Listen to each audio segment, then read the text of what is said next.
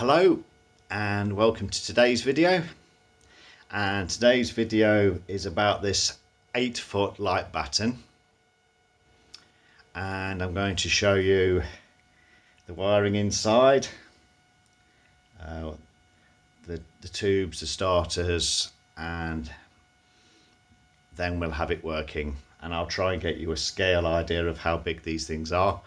But these are the biggest fluorescent light fittings you can get. They are 8 foot long and they use T12 fluorescent lights.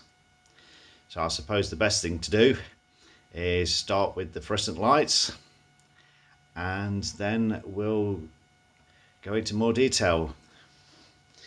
These lights were used mostly in supermarkets, DIY stores, schools, you know, anywhere where they needed a lot of light. And this one is a Philips made in the UK, 8 foot, 100 watt, 35R, which means T12. Come on, focus. Ignition switch start, it says. Basically, this is for a preheat light fitting, this tube. The other one is a lot less detail and I think is a lot older. This one just says GE 100 watt, again 35, which means T12, made in Great Britain, with a few dots on it. The starters, well, the Philips side actually has a Philips starter, and we'll show you that one first. Yep, Philips, made in Holland, S16, single, 240 volts. The T8 size, which is 1800mm, 70, 75 and 85. And then the really big ones, the 100 watt, 1800mm, and the 2400mm, which is the 8 foot, 100, and the very, very rare 125 watt fluorescent lights, and some other little information underneath.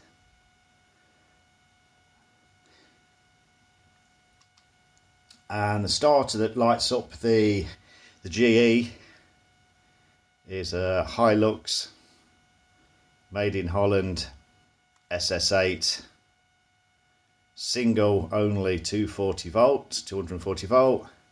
Again, the 1800mm, 70, 75, 85 and 100 watt, and the 2400mm, which is the T12's, 100 watt and 125 watt.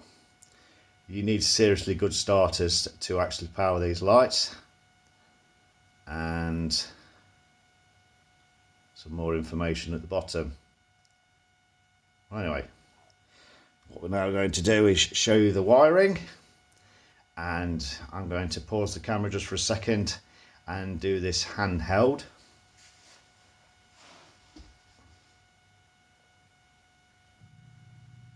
As of all of these lights, the wire comes into the chocolate block and then goes off in different directions. We'll follow the live wires this way, and this comes to this ballast, which is upside down, and it doesn't matter because the other one is the correct way up, so I'll just scan over this. But basically, you can say there's two single light fittings inside this double light fitting, and then we have the capacitor. I'll take the other one out so we can see the writing on that, where the starter lives, and the information: Crompton, Crompack 319E 3334, and then the end caps, which are the rotating ones. The idea of these is you can have these light fittings butted up right next to each other, and of course you can still change the tubes, which makes them ideal for supermarkets. So we'll go down the light, and this is the ballast that's the correct way round. There we go. Nice preheat ballast, Crompton, 240 volt, 50 hertz, switch start ballast, 100 watt, and a little bit more information on it, and a little wiring diagram how you wire the light. Some other information on there as well. I have no idea what it means. I've tried to date this light, but I can't find any information about it. This is one of the other capacitor that's at the other end for the other light fitting, and to release this, all you have to do is pull this clip,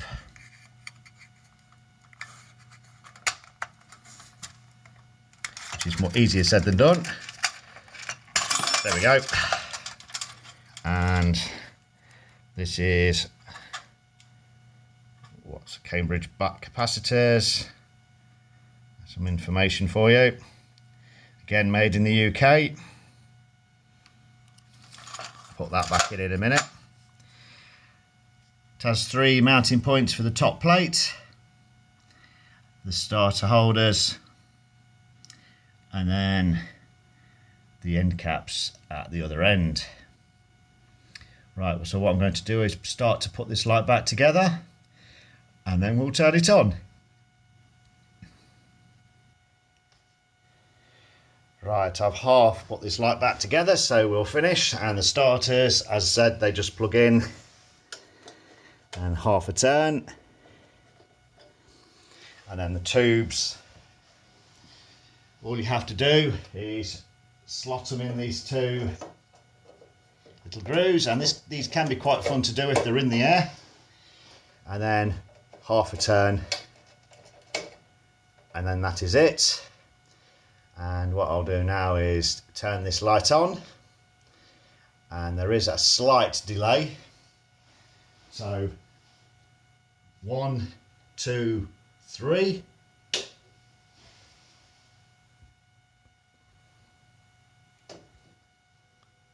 There we go. These do take a little time to fire up, and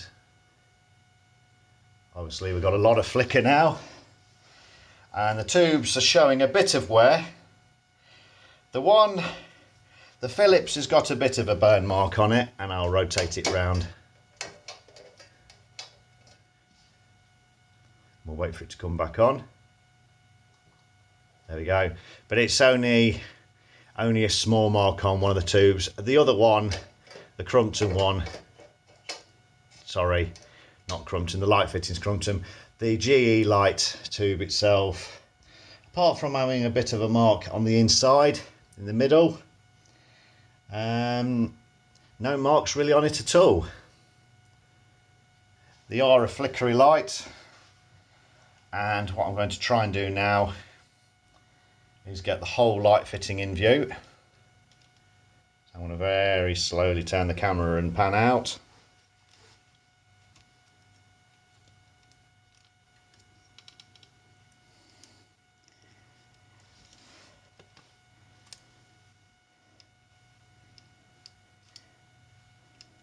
There we go. So that is the whole of this 8-foot light fitting. And to give you a clue on how big this actually is,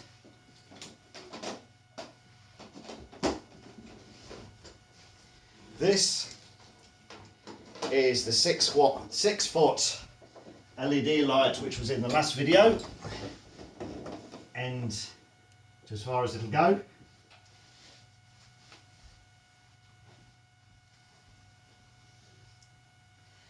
And this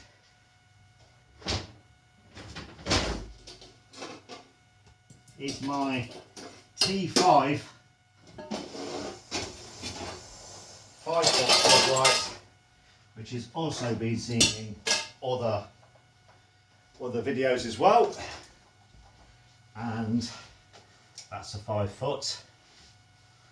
So you can see the scale. Each light is tiny compared to the one that's on. And what we'll do to end this video is I'll turn it off and on just a couple of times.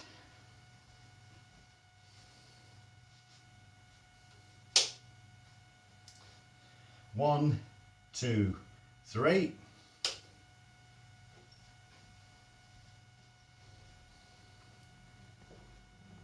Nice bit of preheat action there. And once more. One, two, three.